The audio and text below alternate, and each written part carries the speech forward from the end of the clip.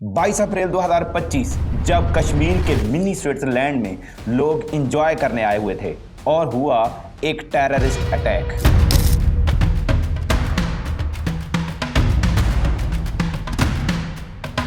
किसने किया ये हमला? पाकिस्तान और इंडिया एक बार फिर आमने सामने। इंडिया ने पाकिस्तान पर ही ये इल्ज़ाम क्यों लगाया है और हर बार इंडिया पाकिस्तान पर ही इल्ज़ाम क्यों लगाता है? टीआरएफ क्या है और टीआरएफ वाले आखिर चाहते क्या हैं? इंडिया 7 लाख से भी ज़्यादा फोर्स के बावजूद आखिर हमला हुआ कैसे? सिंध तास मुआहिदा क्या है और क्या इंडिया वाले इंडस रिवर का पानी रोक सकते हैं? और अगर 2 न्यूक्लियर पावर के दरमियान तसादम हुआ तो पूरी दुनिया को क्या नुकसान होगा?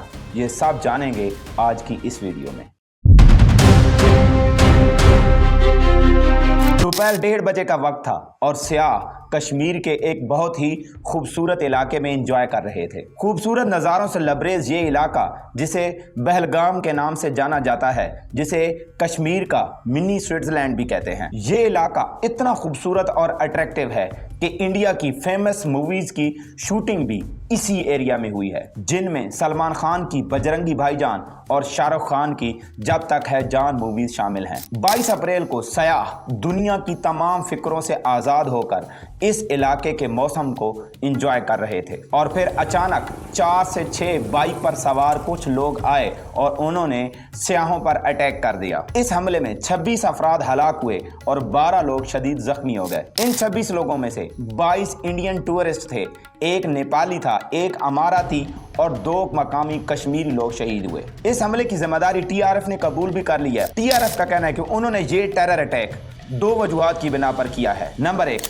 इंडिया ने आर्टिकल 370 और 35A को क्यों खत्म किया? नंबर 2, इंडिया गैर कश्मीरी लोगों को जबरदस्ती कश्मीर में बसाने की कोशिश क्यों कर रहा है? अब आर्टिकल 370 और 35A क्या है ये आपको आगे जाकर बताएंगे, लेकिन इंडिया ने इस टेरर अटैक की सारी जिम्मेदारी पाकिस्तान पर डाल दी कि ये हमला पाकिस्तान ने कराया है और इसी की बिना पर इंडिया ने सिंध तास मुआहिदा इंडस वाटर ट्रीटी को ख़त्म करने का ऐलान कर दिया है, जो वो कानूनी तौर पर कभी कर भी नहीं सकता। अब जान लेते हैं कि ये इंडस वाटर ट्रीटी है क्या।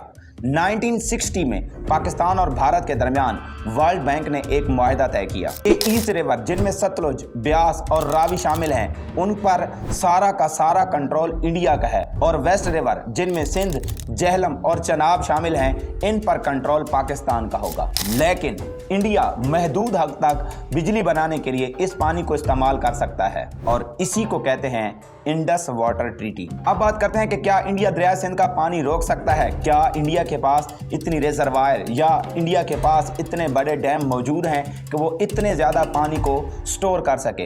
ये इतनी जल्दी पॉसिबल ही नहीं है। चलो फर्ज कर लेते हैं कि इंडिया के पास बड़े बड़े डैम्स और बड़े बड़े रिजर्वायर्स पानी को ज़ख़ीरा करने के लिए मौजूद हैं, तो क्या सिंध तास मुआहिदा की वजह से इंडिया इस पानी को रोक सकता है? आखिर इस मुआहिदे की क्या शराइत थी, ये जान लेते हैं। नंबर 1, इंडिया मगरबी दरियाओं पर बड़े डैम नहीं बना सकता। नंबर 2, पानी की तकसीम पर अगर कोई तनाज़ा हुआ तो वर्ल्ड बैंक गैर जानिबदार फैसला करेगी। नंबर 3, इस मुआहिदे को ख़त्म सिर्फ और सिर्फ एक सूरत में किया जाएगा, अगर दोनों ममालिक की रजामंदी हुई। अगर फिर भी इंडिया इंडस रिवर के पानी को रोकता है तो इंडिया को बैनुल अक़वामी अदालतों का सामना करना होगा और पाकिस्तान ने ये ऐलान कर दिया है कि अगर इंडिया ने सिंध तास मुआहिदा को तोड़ा तो पाकिस्तान के खिलाफ ये खुला ऐलान जंग होगा।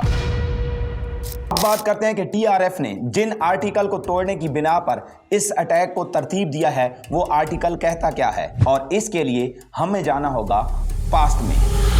1947 में जब पाकिस्तान का क़याम हुआ तो रियासतों को ये हक दिया गया कि वो अपनी मर्जी से पाकिस्तान या इंडिया के साथ इल्हाक कर लें। अब क्योंकि कश्मीर की ज़्यादातर आबादी मुसलमान थी तो उन्हें चाहिए था कि वो पाकिस्तान के साथ इल्हाक करते, लेकिन राजा हरी सिंह ने पाकिस्तान के साथ इल्हाक करने से इनकार कर दिया और तब से भारत का मौक़िफ़ है कि महाराजा हरी सिंह ने भारत के साथ इल्हाक किया था। 1948 में इसी तनाज़ा को लेकर पहली जंग हुई पाकिस्तान और भारत के दरमियान और जंग बंदी के बाद कश्मीर को खित्ता तनाज़ा करार देकर LOC लाइन ऑफ कंट्रोल तयन कर दिया गया। और उन्हीं दिनों में अक़वाम मुत्तहिदा ने यह करारदाद पेश की कि कश्मीरियों को राय शुमारी का हक दिया जाएगा और उनको ये हक दिया जाएगा कि वो अपनी मर्जी से अपने मुस्तकबिल को चुनने का हक रखते हैं और उनको ये हक दिया जाएगा कि वो अपनी मर्जी से पाकिस्तान या भारत के साथ इल्हाक कर दें।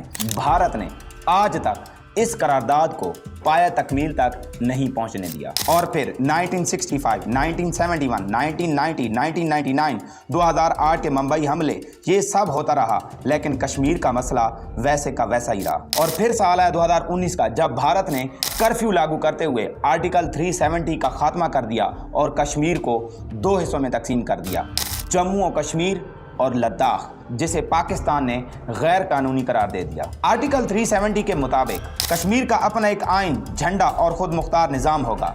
भारतीय हुकूमत के कानून कश्मीर पर लागू नहीं होंगे जब तक कश्मीर खुद इजाज़त ना दे। जैसे ही इंडिया ने कर्फ्यू लगाया तो आर्टिकल 370 के साथ साथ आर्टिकल 35A का भी खात्मा हो गया और इस आर्टिकल के मुताबिक सिर्फ मुस्तकिल रिहायशियों को कश्मीर में ज़मीन खरीदने की इजाज़त होगी और सरकारी नौकरियों और रियासती वज़ाइफ का हक सिर्फ कश्मीरियों को ही होगा। गैर रियासती लोगों को ये हक नहीं दिया जाएगा। पिछले 2 सालों में 85,000 से ज़ायद हिंदुओं ने कश्मीर में ज़मीनें खरीदी और रिहाइश अख्तियार की और TRF ने इसी को बेस बनाकर ये अटैक तरतीब दिया। तस्वीर का दूसरा रुख देखा जाए तो इस अटैक पर बहुत से सवाल भी पैदा होते हैं। 7 लाख से भी ज़्यादा भारतीय फौज कश्मीर में मौजूद है, तो फिर ये हमला कैसे हुआ? 2000 से भी ज़्यादा सियाह एक इम्पोर्टेंट लोकेशन पर इंजॉय कर रहे थे, तो उनकी सिक्योरिटी कहाँ थी? क्या अगर लोकेशन की बात की जाए तो ये इतनी अहम लोकेशन है कि इंडिया की मशहूर फिल्मों की शूटिंग भी इसी जगह पर हुई है। और फिर 4 से 6 आदमी सिर्फ बाइक्स पर आते हैं और 26 लोगों को कत्ल करके और 12 लोगों को जख्मी करके चलते बनते हैं, तो फिर कहाँ गई वो सिक्योरिटी? इतने ज़्यादा सियाहों को सिक्योरिटी दी ही नहीं गई थी, या फिर इंडिया अमेरिका के सामने अपना इमेज बेहतर करना चाहता है? इंडिया में जब भी कोई मुसीबत आन पड़ती है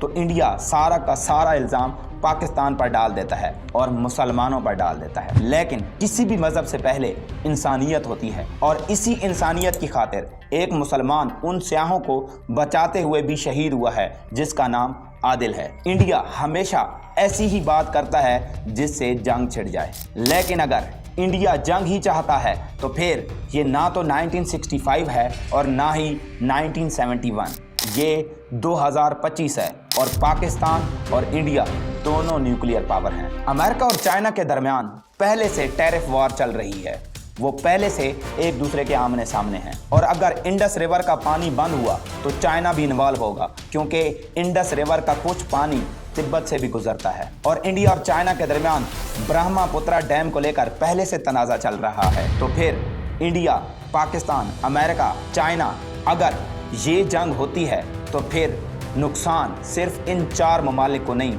बल्कि पूरी दुनिया को नुकसान उठाना पड़ेगा, क्योंकि अमेरिका सुपर पावर है, चाइना सुपर पावर होने के करीब है, पाकिस्तान भी न्यूक्लियर पावर है, इंडिया भी न्यूक्लियर पावर है और इसका खमियाजा पूरी दुनिया को भुगतना पड़ेगा।